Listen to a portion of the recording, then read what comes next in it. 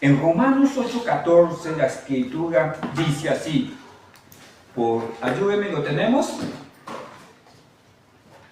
Porque todos los que son guiados por el Espíritu de Dios, estos son hijos de Dios.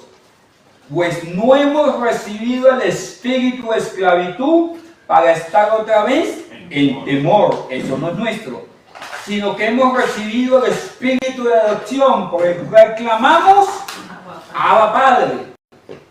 El Espíritu mismo da testimonio a mi vida, a mi espíritu, de que somos hijos de Dios. Y si hijos, también herederos de Dios y coherederos con Cristo, si es que padecemos juntamente con Él, para que juntamente con Él seamos glorificados.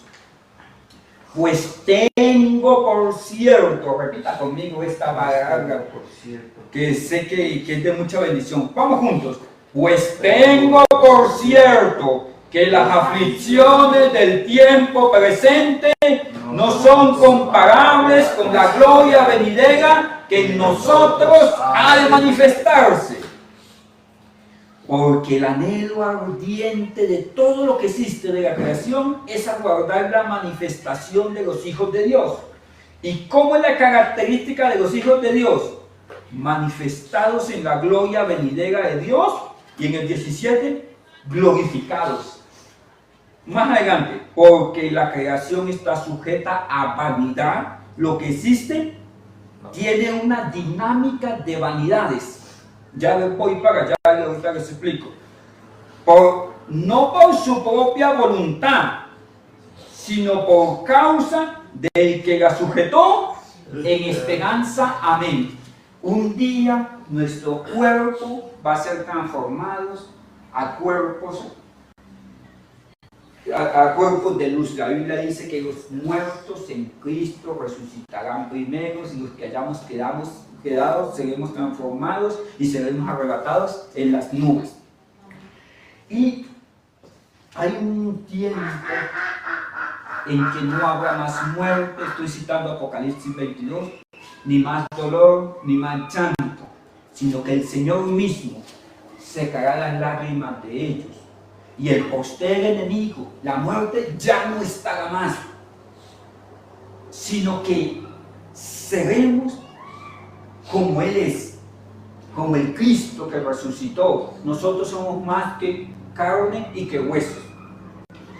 Nosotros somos seres que vamos en camino de la eternidad, estamos en la eternidad. Un día saltaremos, dejaremos este cuerpo atrás y veremos a nuestro Señor tal cual como Él es. Esa es la realidad de esta vida, que esta vida es un titilar en el tiempo. Un día vamos a ser glorificados. Y en este mundo donde estamos, unos seres que van a ser glorificados, los que conocen a Cristo, hechos hijos de Dios, que moraremos con Él eternamente, vivimos en un mundo circundante lleno de pecado. Y entonces, cuando nosotros pasamos momentos difíciles en la vida, vemos nuestras debilidades internas y externas. Y aunque nosotros tratamos por nuestros propios medios de sobrepasar, vemos que no alcanzamos y que todo se vuelve vanidad de vanidades, como el que persigue el aire, porque la vida se vuelve vanidosa. ¿En qué sentido? Un día usted estrenó esta camisa y no creía en nadie. Ya ahorita ya, los zapaticos, un día estaba usted así, ahora se ríen. Y fue una ilusión del momento. Uno cuando se casó, saltaba ese Romeo 3 pisos para ver a su Julieta. Pero llega el tiempo en que, ¿dónde quedó esto? La vanidad es aquello que dijo el predicador en Eclesiastés. Vanidad de vanidades, todo es vanidad, porque lo que se hace debajo del sol es efímero, es así. Y en eso no hay gloria, de verdad, en eso no hay gloria, porque lo único que en este mundo permanece para siempre es los testimonios de su palabra. Y los testimonios de su palabra muestran a Cristo. Y en Cristo conocemos de la santidad y de la gloria de Dios. En eso estábamos. Que el Espíritu Santo nos convence de juicio, de pecado y de maldad y nos lleva a Cristo. Y Cristo nos muestra al Padre. ¿Y a qué faceta del Padre? Su gloria. Ahí quedamos. No sé si se acuerdan. Y esa gloria que Dios nos permite ver, como lo dice 2 Corintios 4:6, quiero partir de allí, Chequina. 2 Corintios 4:6 dice así: porque Dios que mandó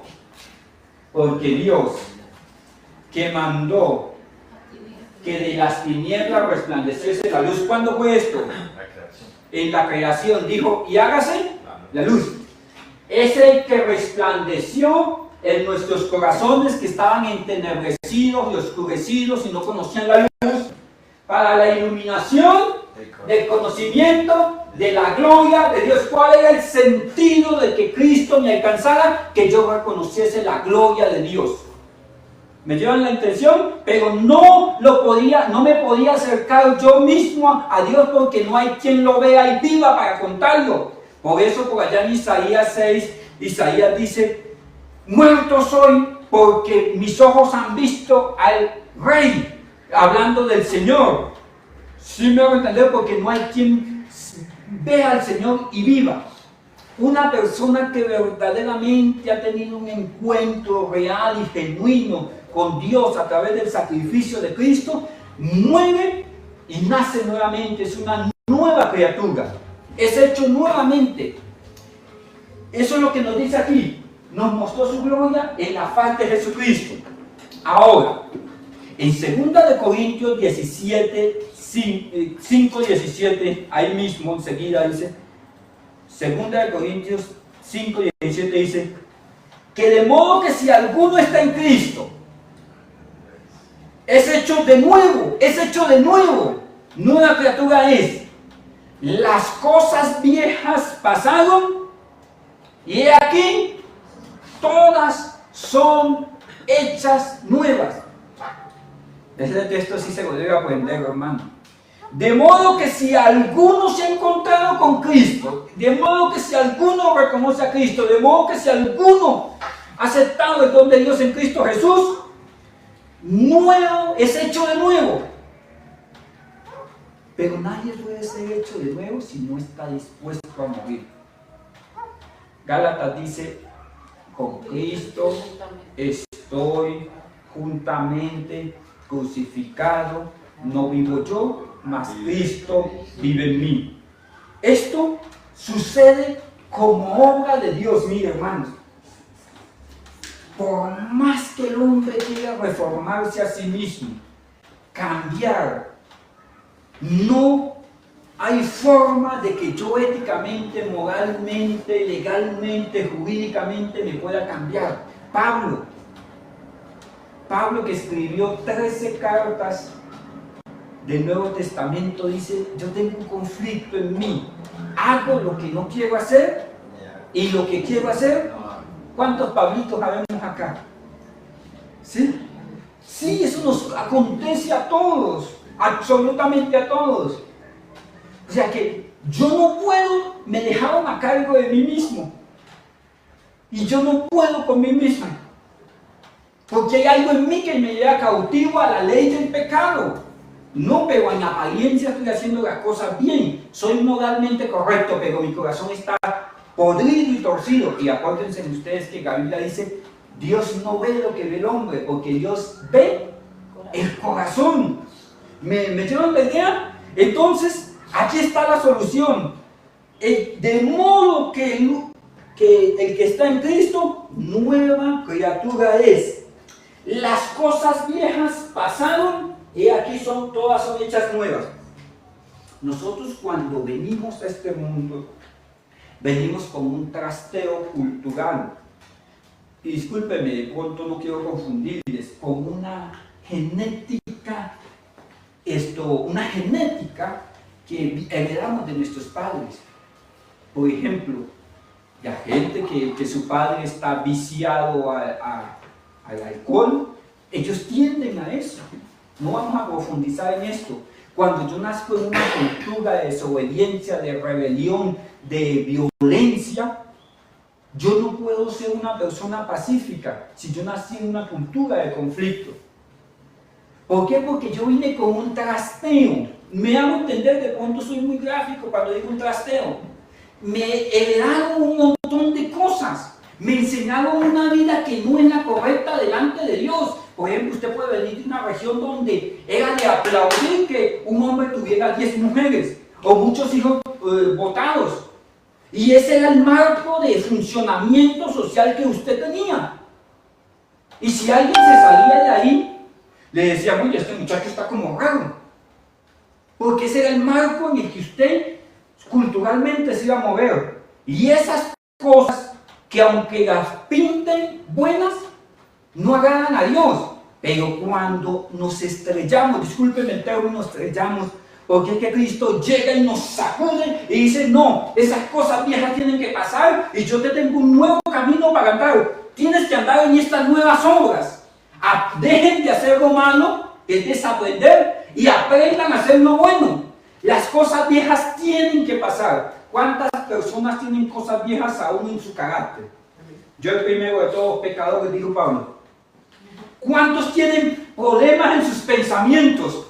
¿Sabe usted que la Biblia nos dice a todos, pastor, el que odia a su hermano es homicida? ¿Cuántos han sentido ese odio que, Señor, si no te lo llevas, yo te lo mando? Solamente yo, hermano, me están haciendo mentir. Terrible. ¿Sí? Y eso, pastor, ¿cómo así? Si yo estoy en Cristo, ¿eso por qué está en mí? Porque es que está en una realidad. Yo le puedo decir a usted, venga a la iglesia, usted se va a volver un hijo de querubín, los problemas van a pasar, Dios va a comenzar a bendecirle, usted va a ser, mejor dicho, va a cambiar, todo va a ser hecho nuevo. Y usted puede venir a la iglesia, pero cuando se da cuenta que, como le pasa a lo de Pablo, de fuera conflictos, de adentro temores. ¿Dónde tiene conflicto usted? En la casa, en el trabajo, en el negocio, con sus hijos, en su mente. Esa es la realidad humana. Pastor, pero ¿dónde están las nuevas cosas? De modo que si alguno está en Cristo, nueva criatura es, las cosas viejas pasaron, y aquí todas son hechas nuevas. Somos atraídos a su gloria. Y en su gloria nos es revelado el propósito eterno y el propósito nuestro. Pero nosotros, hasta que partamos de la eternidad, vamos a tener un componente humano, lo que Pablo llama la antigua naturaleza, y es una realidad. La Biblia dice, de la que duerme a tu lado, cuídate, y es una simbología de mi carne, o sea que me dejaron a cargo de mí, pero hay una parte mía que no quiere obedecer a Dios, no quiere sujetarse a Dios. Y lo más terrible es que tampoco puede sujetarse a Dios. Porque aunque yo me pinte la carne de moral, ella no puede sujetarse a Dios porque no le conoce, no ha sido expuesta a su gloria. Mire esto. Por eso Dios, que mandó que de las tinieblas resplandeciese la luz y genera en nosotros esa luz para que conozcamos a Cristo, para el resplandor de su gloria que nos alcance, nos dejó las Escrituras para que dieran testimonio de Cristo. Y Cristo dice, Él es el Padre. Yo vine a hacer la voluntad del Padre. De tal manera amó Dios al mundo, al mundo, que dio a Jesucristo, su único Hijo, para que todo aquel que en Cristo crea no se pierda, mas tenga vida eterna. Es mostrando la deidad de Dios, la benevolencia de Dios, la completitud de Dios. No podíamos ser salvos de otra manera, pero Dios en su misericordia abrió una brecha de salvación para que hombres caídos pudieran tener acceso a la comunión con el Padre y pudieran ser reflejados de esa gloria. Mire usted, para que me entienda un poquito más, somos llamados por la gloria de Dios. Segunda de Pedro 1:3, ¿cómo dice esto? Su gloria misma, segunda de Pedro 1:3.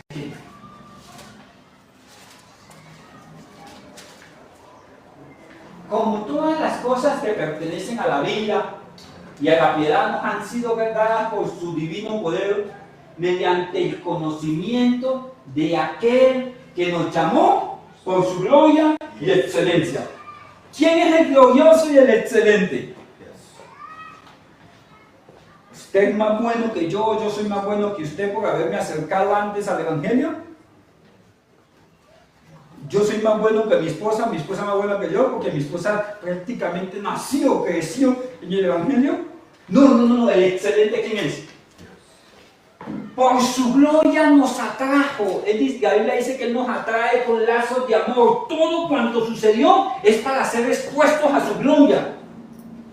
Porque el viernes estudiábamos que hay dos formas de ser quebrantados, ¿se acuerdan? Jonás 1:3. Huyó de la presencia de Dios a Tarsis. ¿Puedo ser quebrantado lejos de la presencia de Dios? O Salmo 34 dice, cercano está Dios a los quebrantados de corazón. Yo puedo ser quebrantado o cercano a Dios o lejano a Dios, pero su gloria lo va a llenar todo. Dios de los valles, Dios de los montes, Dios de la enfermedad, Dios de la salud, su gloria lo llena todo en todas circunstancias. Por esa gloria y esa excelencia Él está operando en nosotros y nos fue revelada la vida en Cristo Jesús. Es Él el que nos llama por su gloria, por su santidad, porque Él es Dios. Porque si me ponen a mí a escoger quién es más santo, más sabio, o quién vamos a salvar, no lo podría hacer porque yo juzgo con el corazón humano. Pero Dios no es humano. Ahora, ahí mismo, en 1 Pedro 5:10, somos llamados por su gloria. 1 Pedro 5:10, Chequina. Miren, esa gloria que somos llamados por su gloria, ¿a qué nos llama?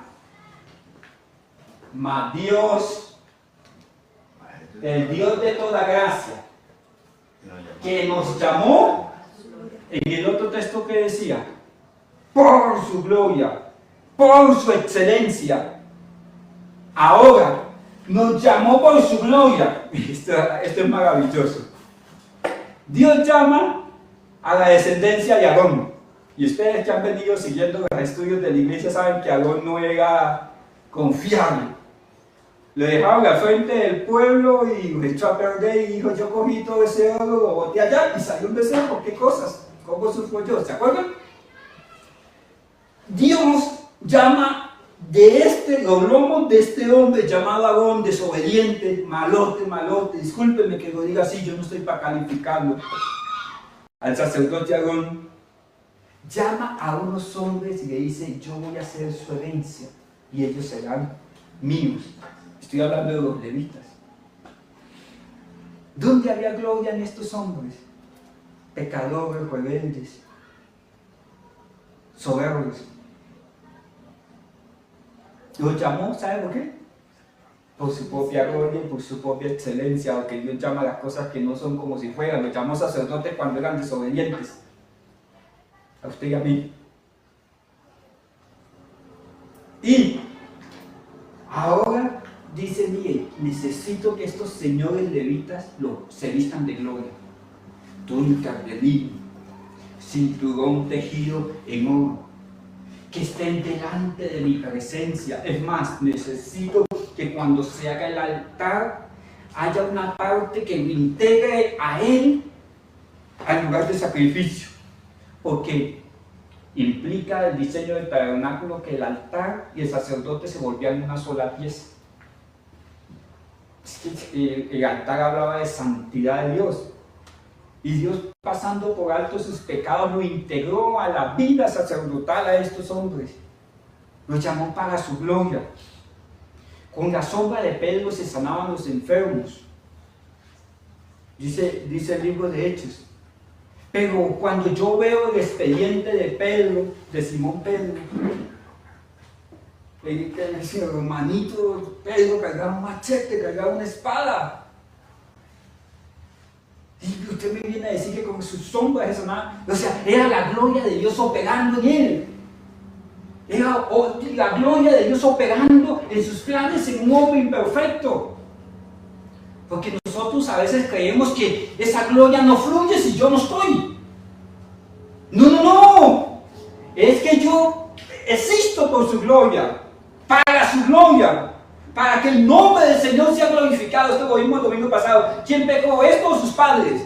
Ninguno pecó. Yo no puedo decir que es bueno o es malo. Todo lo que está sucediendo es para que la gloria del Señor sea manifestada. Porque hay cosas que yo las puedo pintar como terribles, pero porque me agradan a mí. Por ejemplo, el asno, el burrito en el que entró Cristo a Jerusalén para ser sacrificado, estaba ya amarrado, y ese burro en cierta manera llevó alguna honra porque subía sobre hojas de ¿qué? ¿Se acuerdan? De olivo, para que no se le ensucien los escarpines. Uno dice, wow, estaba preparado. En el pesebre, ¿qué animales había? ¿Cómo? Un burro y una vaca. En un pesebre. Y yo digo, si yo fuera Pedro, quítense esto, José, quítense de ahí porque van a ser el niño y se me va a contaminar con ustedes, con sus bostezos, con el popó, con los orines.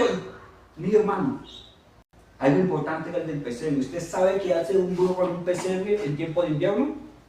En los Alpes suizos, los Alpes franceses, la persona rica era la que tenía un burro o una vaca que podía dormir con él. Porque es tan frío la nieve que el burro funciona como un radiador.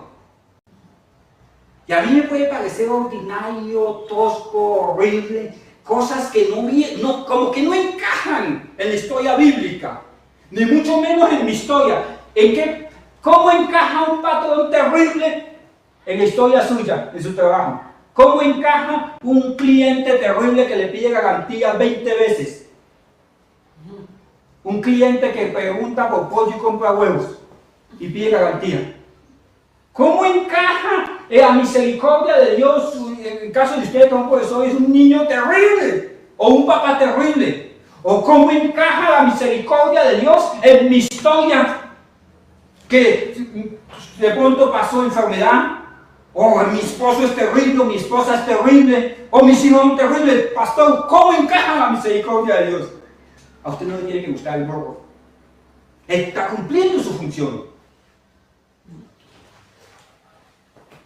Para la gloria. Llamados a su gloria eterna. Es por la gloria de Dios y para la gloria de Dios. ¿Quién pecó? Este o sus padres. Para que la gloria de Dios sea manifiesta. Punto. ¿Tiene el pastor explicación esto? No, necesito entender que Dios es Dios. Porque yo le podría decir, no, oremos para que el burro se convierta en un animal más agradable en medio de mi pesebre. Para que el diablo se lo lleve y me traigan una cabra que le leche alguna cosa, porque eso es por plantearlo yo. Dios le plació en su gloria, para su gloria y por su gloria que las cosas fueran así.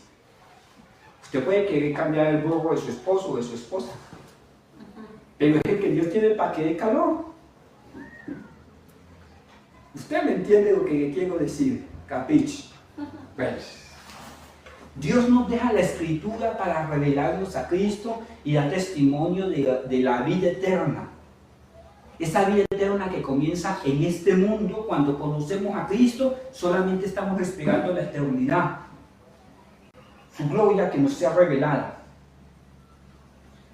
¿Y cómo opera eso en nosotros? Chequina, por favor, no sé si tenemos una imagen que dice, ¿cómo impacta la gloria en mi vida? El impacto de su gloria.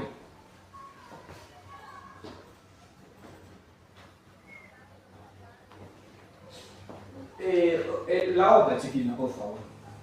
El impacto de su gloria. Segunda de Corintios 5:17 dice, de manera que si alguno está en Cristo, nueva criatura es. Las cosas viejas pasaron y aquí todas son hechas nuevas. Repita conmigo, por favor, disculpe, sea tan garzón. De manera que Si alguno está en Cristo, nueva criatura es. Las cosas viejas pasaron y he aquí, todas son hechas nuevas. ¿Qué cosas viejas pasaron? Ese cargamento genético, cultural que le digo que traíamos, costumbres que nos parecían buenas, y Cristo le dice, con eso no vas a poder entrar acá. Necesitas dejar de hacer lo malo y aprender a hacer lo bueno. Ahora, la escritura me va a mostrar la gloria de Dios. Cuando yo veo la creación, el Espíritu de Dios se movía sobre las aguas, es su gloria obrando. En el principio creó Dios, es su gloria obrando. Juan, en la isla de Patmos, es su gloria obrando. Jesucristo en la cruz del Calvario, cuando dice, Padre, consumado es su gloria obrando. ¿Me hago entender? José en el pozo, José en la cárcel, José huyendo de Potifara, es su gloria obrando. ¿Sí me hago entender? Todo era la gloria de Dios obrando en ellos. Y todo esto lo tenemos para que lo podamos ver cara a cara cómo su gloria ha obrado desde el inicio hasta el final de los tiempos, cuando ya no va a haber necesidad de sol, porque Dios mismo será su luz, su sol, eternamente en su presencia. Todo cuanto acontece es porque la gloria de Dios está manifestando en nuestra vida y no podemos añadir despropósito a Dios. Ahora, las escrituras me acercan a que yo tenga testimonio de esta gloria de Dios, mis hermanos. Esta Biblia tiene la capacidad de transformar a los hijos de Dios.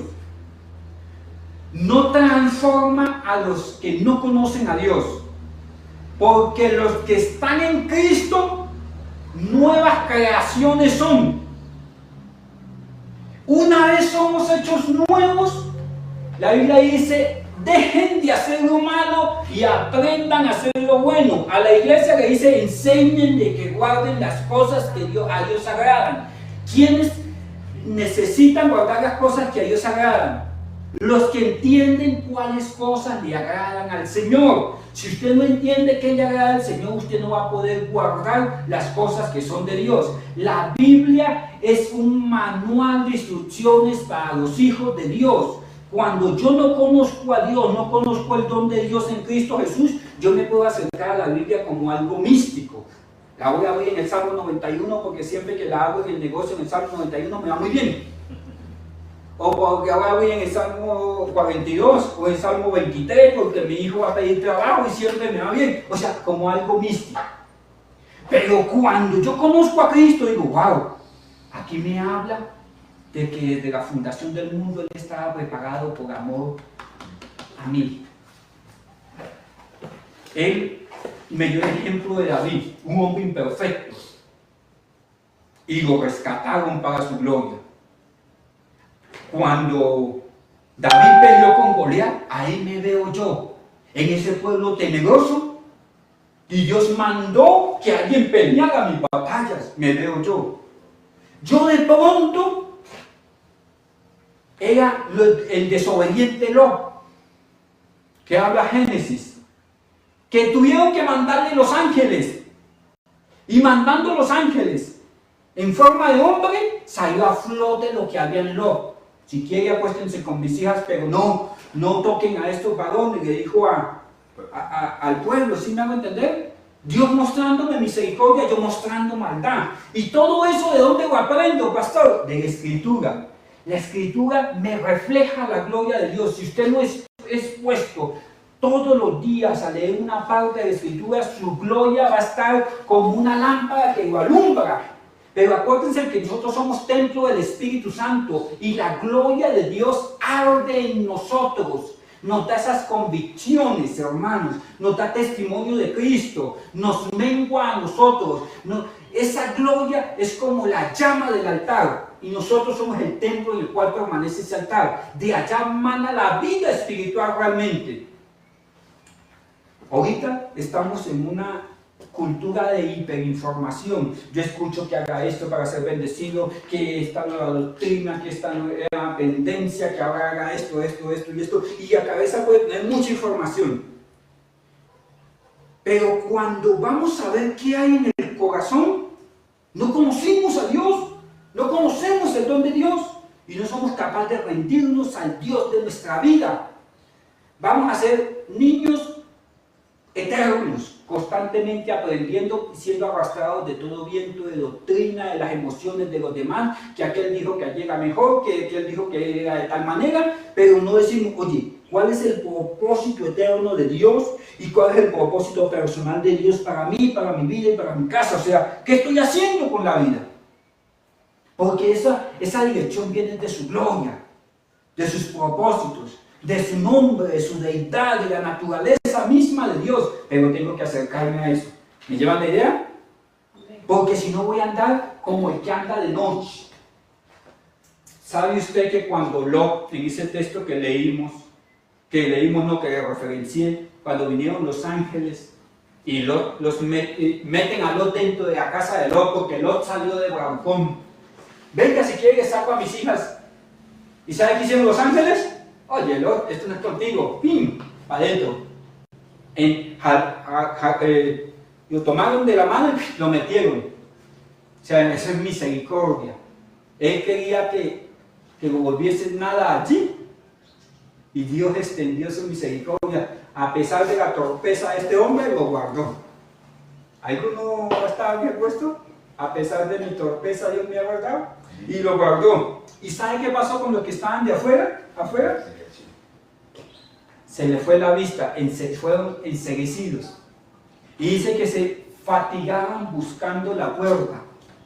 Esto es una figura de los que enceguecidos por la vanidad de este mundo, y aunque el mundo fue sujeto a vanidad, tratan de buscar a Cristo. Donde hago como hago, yo soy bueno, y por obras y un montón de cosas, y se fatigan buscando la puerta. Pero la puerta no es externa, la puerta es interna, que cada hombre de toda raza, de toda nación, acepte el don de Dios en Cristo Jesús.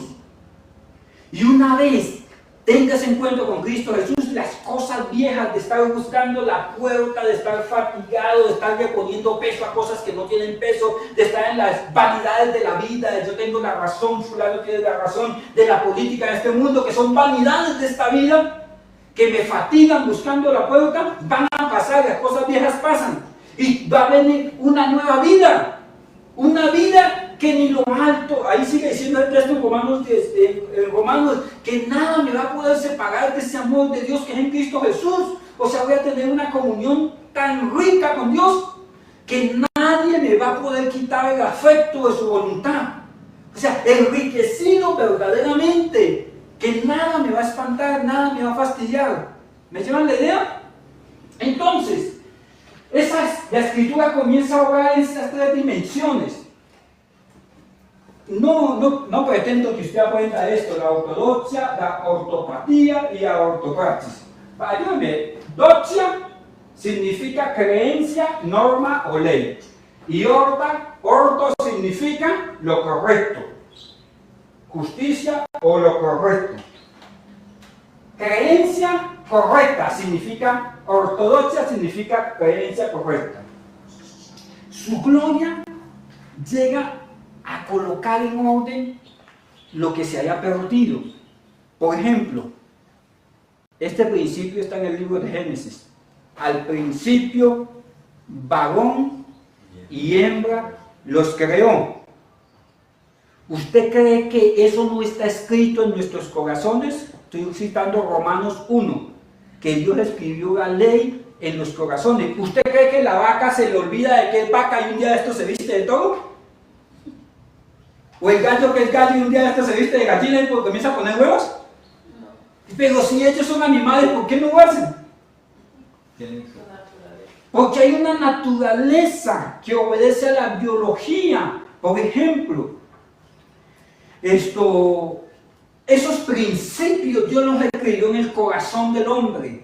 Mire, usted no necesita ser más capacitado para saber de que tiene que honrar a su papá. Los indígenas tienen una norma donde respetan la autoridad, al que manda, respetan al papá, respetan los ancestros, respetan su cultura. Eso está escrito en nuestro corazón. Pero con las costumbres, ese conocimiento correcto, esa ortodoxia, esa creencia correcta, se fue desvaneciendo y yo comienzo a girar las cosas. Y, oye, ¿yo en qué creo? Yo creo que la familia es de Dios. Yo creo que en la deidad de Cristo, en la muerte sustitutiva de Cristo, en la glorificación de Cristo y en la vida eterna. O sea, yo creo así, claramente, meridianamente en esto. ¿O es que yo tengo que agregar obras? Yo creo que es la iglesia. ¿Por qué yo me congrego? La Biblia dice, yo me congrego porque Hebreos dice, sin dejar de congregarse como algunos tienen por costumbre. Mis hermanos, el sentido de este texto no es que usted esté obligado a congregarse. El sentido del texto es que usted adore a Dios en el contexto de la iglesia. Pero si usted no pudo venir este domingo, no es que se le vayan a abrir las puertas del infierno. No, no. Es que su alma anhele estar en los atrios del Señor. Ese es todo el sentido del texto de Hebreos. Que usted anhele más que la religión, comunión con el Señor. Y lo segundo, donde opera su gloria, que nos la muestra la Escritura, cuando las cosas viejas pasaron y aquí son hechas nuevas, son hechas para su gloria, por su gloria, en su gloria, es las emociones correctas. Y aquí la iglesia tiene unos vacíos, no estoy hablando de nosotros como congregación local, sino de la iglesia. Unos vacíos enormes, porque somos seres emocionales. Somos seres emocionales. ¿Cómo hacemos los ministros para colocar las emociones en su sana proporción? Hay unos que son muy ortodoxos y dicen, bueno, aquí no aplauda. Pero yo voy en la Biblia, en el libro de Esdras, dice que un culto duró 12 horas. Y los sacerdotes les enseñaban lo que decía la ley y ellos lloraban. Segunda de Crónicas, capítulo 28, 29 y 30, en el tiempo de Ezequías, dice que mientras los trompeteros cantaban, los trompeteros sonaban las trompetas, los cantores cantaban y los levitas ministraban y el pueblo se regocijaba. Yo veo a un David que revoloteaba en la presencia del Señor. Entonces, ¿cómo hago yo para que esas emociones, usted no se vuelva emocional, sino que esas emociones estén bajo control del Espíritu Santo, bajo control del conocimiento de la gloria de Dios, sin apagar de que usted es emocional? O sea, es natural que usted se enamore, es natural que de pronto esté triste. La Biblia dice que Cristo se entristeció cuando le hablaron de Lázaro, ¿se acuerdan? Esto es natural que de pronto usted se enoje. La Biblia ahí dice este consejo, que no se ponga el sol sobre vuestra ira. ¿Y por qué cree usted que lo dice la Biblia a la iglesia? Porque nosotros sufrimos de eso, porque somos emocionales. ¿Cuántos de aquí no se airan? Todos, hermanos, absolutamente todos. Pero ¿qué hago con esto? La gloria de Dios. Oye, yo tengo unas emociones salidas de control. Y si yo las alimento, van a ser como el que tiene de mascota un cocodrilo porque lo compró pequeñito de 5 centímetros. Lo alimenta, y un día cuando mida 2 metros, ¿sabe qué va a hacer? Se va a almorzar a usted. Una tarántula, la mascota. Usted lo alimenta y un día a la cara. Pero entonces, ¿qué hago con las emociones? Exponerlas a su gloria. Exponerlas a su gloria. Exponerlas a su gloria. Señor, aquí están estos sentimientos que yo siento por Pepita, por Pepito. Señor, este sentimiento de odio, este odio que yo siento por mi jefe, por mi fulano de tal, ¿le da gloria a Dios? ¿O agrega valor al ministerio de Cristo en mí, a la obra de Cristo en mí? Exponerlos. Y esto es ¿cuántos pensamientos tiene una persona durante un día? Casi 300.000. Y muchos de esos, ¿cuántos son emocionales? ¿Y quién tiene que lidiar con eso? Y uno le dice, mira hermano, usted métase en un ayuno. No, hermano, usted tiene que aprender a vivir con su naturaleza expuesta a la gloria de Dios. Si usted no expone sus emociones, patía significa emociones. Orto correcto, patía emociones. Ayúdenme. Orto correcto, patía emociones, ¿qué significa? Emociones correctas. Delante de la presencia de Dios, yo tengo que presentarme con las emociones correctas. ¿Usted hoy adoró con la emoción correcta? O sea, con los sentimientos correctos. Es un desafío como iglesia, yo decirle, levante las manos, vamos a adorar a Dios. Saque los pleitos, las contiendas y todo eso y preséntese como instrumento para que adore al Señor. Sin volverlo emocional.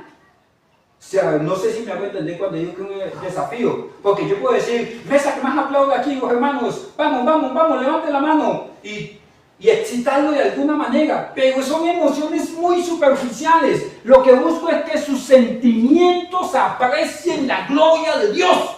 Y que fuimos diseñados para que todo nuestro ser irreprensiblemente adore al Señor. Aún su cuerpo se aplaude, para la gloria de Dios aplaudimos. Si comemos o no comemos, para la gloria de Dios lo hacemos. Si asistimos al culto, para la gloria de Dios asistimos. Y en esto hay que trabajar. Porque si no, va a ser un cristiano que el hermano Cauchito hoy está feliz, mañana está triste. Feliz, triste. Y la Biblia dice, en todo tiempo sé estar contento. Dijo Pablo a los filipenses. Sé tener en escasez y sé tener en abundancia. Y todo lo puedo en Cristo que me fortalece. Y después termina dándole gloria al Señor. O sea que no dependía de esas emociones. Hermano, mire, las emociones apartadas de la gloria de Dios, en la gloria de Dios, para la gloria de Dios, son la fuente de los problemas que nosotros tenemos. Cuando usted dice que sí, cuando sabe que necesita decir que no. Su ortodoxia, el conocimiento, sabe que tiene que decir que no. Pero en sus emociones, dijo que sí. Y sabemos cómo va a terminar la historia, pero sin embargo las emociones me traicionaron. ¿A quiénes les pasa? Desde Pablo para aquí, a todos. Ahora, hay una... Mire, praxis significa acciones y orto significa correcto. ¿Qué significa ortopraxis? ¿Qué será?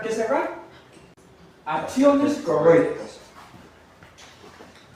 Hay una forma de comportarse, hermanos, para la gloria de Dios. Hay una forma de comparecer en el culto. Hay una forma en que yo debo hablar o no debo hablar delante del Señor. Mis hermanos, nosotros suscribimos unas obligaciones en el contexto de ser hijos de Dios. Hay cosas, yo le digo a mi hermano de pronto, a veces abusando de mi confianza, de la confianza que él me dio, no conozco bien porque no llevo unos 32 años conociéndolo. 30 años.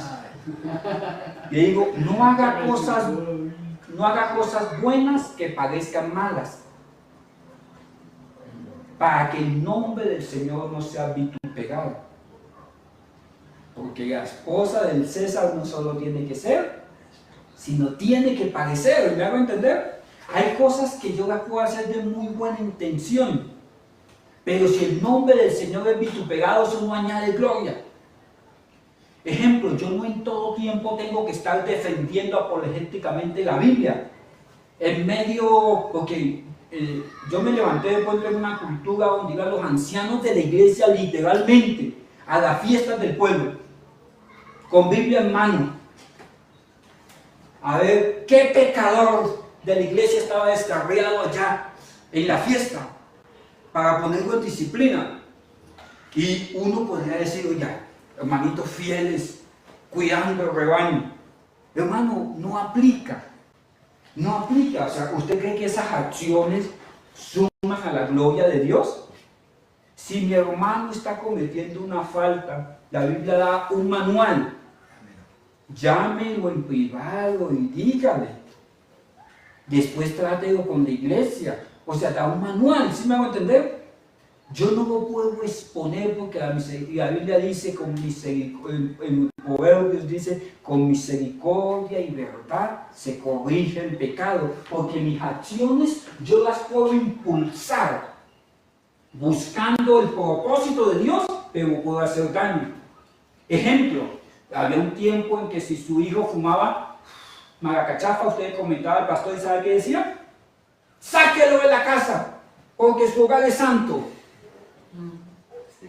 ¿Cómo puedo echar a mi hijo de la casa? ¿Será que el Espíritu Santo no puede obrar en él? ¿Voy a dejar de ser papá? En ninguna manera. De tal manera que mis acciones tienen que ser para la gloria de Dios. Para la gloria de Dios. Y pregúntese siempre esto. ¿Lo que estoy haciendo es por la gloria de Dios? ¿Y para la gloria de Dios? O sea, algo muy práctico. ¿Esto que hago es para su gloria? A veces yo callo por su gloria. Para que sea engrandecido el nombre del Señor. A veces usted siendo el mayor en casa, calla delante de sus hijos. Para la gloria de Dios. A veces callamos delante de los incrédulos. Para la gloria de Dios. Para dejar que opere la gloria de Dios. Ejemplo, la Biblia dice, no se venguen ustedes mismos. Y cuando la Biblia dice no se venguen, es no se venguen. Deje que la ira de Dios opere, porque cuando opera su ira es para su gloria, pero yo puedo llegar a entorpecer esto. Y cuando yo le quito la gloria al Señor, como dice Isaías 42, Él no comparte su gloria con nadie, hermano, entro en el desierto, y el desierto va a revelar mi ausencia de gloria. Cuando el pueblo de Israel se sintió solo y desprotegido de quien estimulaba a seguir adelante, que se llamaba Moisés, subió al monte Oreb a buscar los mandamientos. 40 días, ¿qué pasó con el pueblo? Dice que se descarrilaron, se fueron, se apartaron y ¿qué construyeron? ¿De dónde sacaban la imagen del becerro? ¿De dónde sacaban las riquezas? ¿Por qué quisieron adorar al becerro? Porque el desierto les expuso lo que había en su corazón. ¿Por qué viene el desierto, la prueba? Para ver mi relación con su gloria. Cuando soy expuesto a las circunstancias de la vida, ¿yo respondo impíamente o respondo buscando agradar al Dios Todopoderoso? Con esto cierro, mi hermano. Ser expuesto a la gloria de Dios me tiene que llevar a que tenga una vida práctica para su gloria. No solamente postulado. Mire, el libro de Efesios se resume en el capítulo 2 del libro de Apocalipsis. Apocalipsis 1 al 7, la Biblia dice, escribe al ángel de la iglesia de Efesios. Y le dice esto, que es lo mismo que dice el libro de Efesios. No basta con una iglesia ferviente era la de Efesios, una iglesia amorosa era la de Efesios. Y lo mismo que le dice Pablo, dice, yo estoy clamando para que Cristo sea formado en ustedes, en el conocimiento, en las emociones y en las acciones. No solamente que hagan una iglesia que hace. No una persona que hace, sino que conozcan a Dios desde el conocimiento. Que sus emociones puedan estar bajo control. Yo no me permito odiar a fulano porque a Dios no le agrada.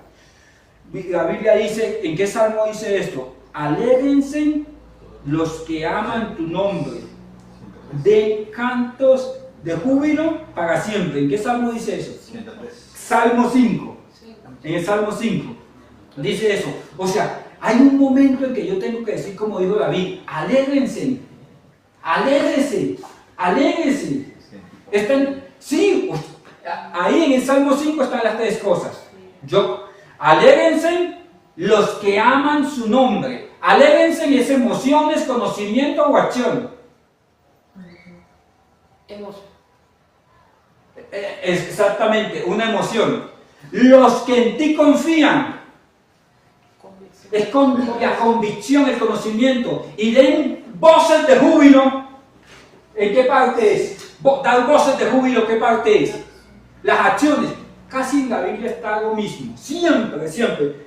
El principio o el conocimiento, las emociones y las acciones correctas.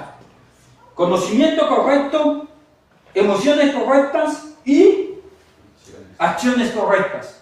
Casi siempre está así. ¿El problema dónde viene? Cuando yo hago, ¿qué hago? Voy a hacer una vendimia, voy a hacer un bazar para que la gente venga a la iglesia, voy a hacer esto, le voy a decir a mi hijo que si va a culto el domingo, le voy a brindar una hamburguesa doble carne y la acción puede parecer buena. ¿Sí me hago entender? Y emocionalmente genial. ¿Opera en la Biblia esto? No, ¿sí me hago entender? ¿Yo por qué amo al que duerme conmigo? Ay, es que ella se porta como una reina conmigo. ¡No siempre! Él se porta como un príncipe conmigo. ¡No siempre! Porque estoy contento. No, es porque hay un conocimiento que Dios me regaló, este hombre, esta mujer, este hijo, este trabajo. ¿Usted sabe cuánta gente maldice su trabajo, su empleo, su negocio, su empresa? ¿Y de quién es? Se lo dio Dios. El principio es que Dios da, Dios quita, es Él el que hace que las cosas operen para bien. Siempre. Ahora, voy más allá, Chefina, por favor, la siguiente imagen, ya no puedo más. En Apocalipsis 1 al 7, Juan le dice lo que Pablo le dice a los Efesios en la carta a los Efesios. No basta con el éxito. No basta con el activismo.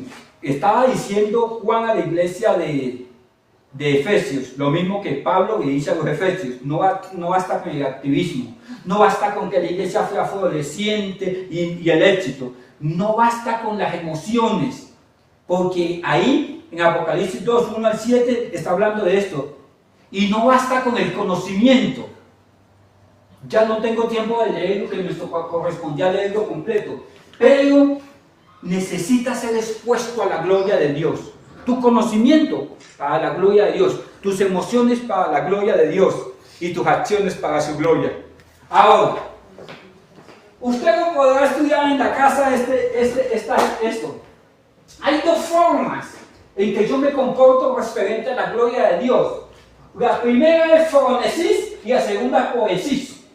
La segunda es la capacidad de hacer o de producir, la capacidad. Esto es lo que utilizan los ingenieros cuando dice la máquina produce tantos ladrillos por tiempo, por unidad de tiempo, en un minuto. Eso es poesis.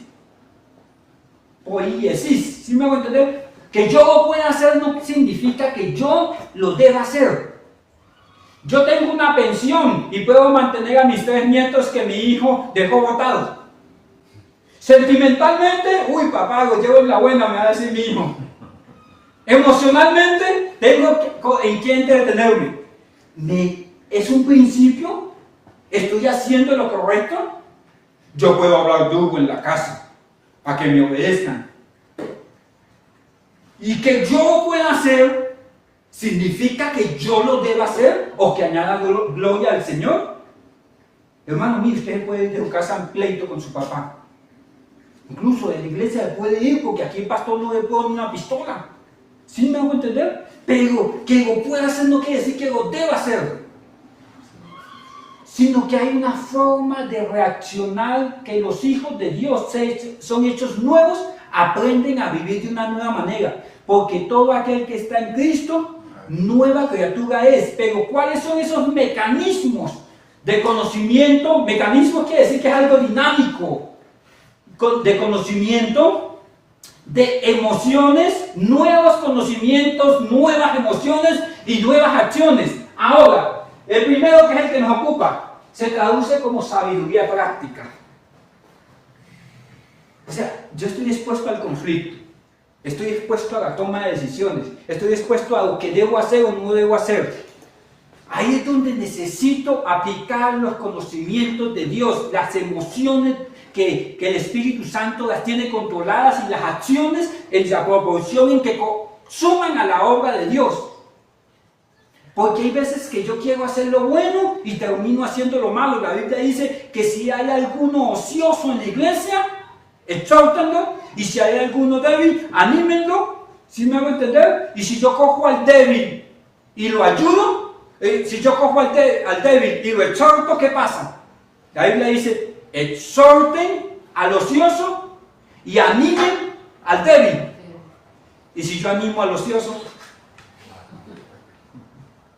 que para que no se vaya, que para tal cosa, que para que mi hijo no se vaya para afuera de la casa, entonces yo, hermano, estoy animando al ocioso, no va a terminar bien, porque el principio es exhorta al ocioso y anime al débil. ¿Usted cree que nosotros a veces exhortamos al débil? El hermano llega así, nosotros cogemos esa Biblia y ¡pum! ¿Por qué? Porque no operamos con sabiduría para la gloria de Dios. Es como respondo yo de acuerdo a su gloria y para su gloria. Porque muchos de nosotros vivimos en piloto automático. Usted me dice maluco, yo digo más maluco es usted y barrigón y bigotón. Y si me responde, le respondo más.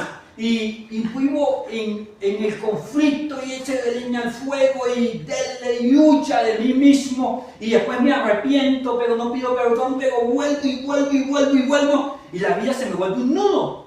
¿Por qué? Porque me falta sabiduría práctica. Lo que estoy haciendo es para su gloria, es por su gloria, es la voluntad de Dios, estoy yo para esto. Que yo pueda hacerlo no implica que el Señor me mande a hacerlo. Mis hermanos, y a veces nosotros los pastores caemos en esto, que los hermanos dicen, pastor, una persona estaba hablando mal de usted, y yo sí lo hice respetar, porque con usted sí yo lo defiendo, y hermano se remangó y todo, o sea, y a veces Dios no necesita, o sea, la obra de Dios se defiende sola. Sí me hago entender, porque hay gente que usted habla mal de mi iglesia, mire, Margarita no es convertida. Y que yo lo pueda hacer, no implica que yo lo deba hacer. Ahora, es una prudencia, se refiere a la capacidad deliberada, o sea, consciente en los principios de Dios, de tomar buenas decisiones en situaciones complejas, cambiantes de la vida cotidiana, especialmente en aquellas que tienen que ver con la moral. Mira, hermano, en esto se resume: soy llevado a su gloria, hecho nueva criatura. Pero las nuevas criaturas no obran en su antigua naturaleza. La medida, la norma, es aquello que le da más gloria al Señor.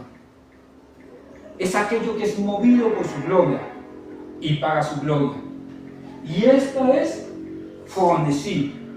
Yo solamente soy el instrumento de su gloria. Yo puedo ser el burro que le va a dar calor a otro en medio de la iglesia. Este es el verdadero liderazgo. Cuando yo soy capaz de decir, oye, soy instrumento de su gloria. El liderazgo no se basa en recibir aplausos. El liderazgo se basa en lavar pies. ¿Cuándo recibe más gloria el Señor? ¿Cuando alguien aplaude al superpredicador? ¿O cuando nos colocamos la toalla y lavamos el pie, o lavamos la llaga, o cubrimos la desnudez de nuestro hermano? ¿Qué agrega más gloria al Señor? Quítese del escenario. Dios no, como dice en el libro de Isaías, Dios no comparte su gloria con nadie. Quítese del escenario, porque muchos un día van a decir, Señor, yo construí el templo, Señor, yo aporté para que se comprara el equipo, Señor, yo hice tal cosa, Señor, fulano vino porque yo soy su padre espiritual y le di al discipulado, le enseñé el camino. No, quítese, porque es que la gloria de Dios nos va a quemar. Y sabe que cuando la gloria de Dios nos quema, nos lleva al desierto y va a revelar que en mi corazón hay un becerro que busca su propia gloria. Y buscar su propia gloria no es gloria. Es esto, hermano, mire, y discúlpenme que sea tan práctico. Es lo que dice Efesios 3:17, que Cristo se ha formado en nosotros para que entendamos con qué amor nos llamó el Padre y para qué nos llamó el Padre. Es esto. Oye, ¿qué es lo que debo hacer en mi vida? ¿Cómo debo reaccionar ante estas circunstancias? ¿Cuál es el propósito de Dios en esto? ¿Cómo añado gloria al propósito de Dios aquí? ¿Cómo hago para yo bajarme y que su gloria sea cada vez más grande? Que la gente entienda del Dios de la gloria. Es eso, es la parte práctica de ser acercados a su gloria. Es esto, hermano. No es vivir en piloto automático, sino cada paso que demos sea medido para su gloria. Incline su rostro, ya no puedo avanzar más. Esto es lo que dice el Salmo 84. Si usted puede leerlo en casa, habla de la gloria de Dios. ¿Cuándo vendré y me presentaré delante de Dios? Allí habla de hallar cabida, que su gloria haya cabida, que yo me desvanezca para que Él crezca. Que yo sea expuesto a su gloria. Que mi vida sea para su gloria. Yo ya fui llamado por su gloria, pero me he llamado a su gloria, a ser instrumento. Padre, en el nombre de Cristo, nos presentamos como iglesia. ¿Cuántas veces, Señor, hemos quitado ese resplandor de la gloria tuya en la faz de Cristo? Cuando hemos sido tropiezo o cuando hemos buscado nuestra propia gloria. Señor, permítenos entender esto, que no basta con el éxito, no basta con tener la doctrina correcta, no basta con el activismo, no basta con las acciones. Necesitamos ser hombres de gloria, pero no gloria propia, sino instrumentos en las manos del Dios glorioso. Necesitamos, Señor, que el pueblo conozca del Dios de la gloria. Que tú utilices a mis hermanos, utilices tu iglesia, que utilices a tus familias que están en tu iglesia.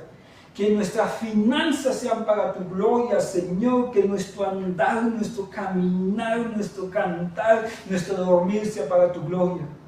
Que no vivamos en hacer porque tenemos la capacidad de hacer, sino que vivamos para lo que tenemos que hacer, para gloria y honra de tu nombre, Señor.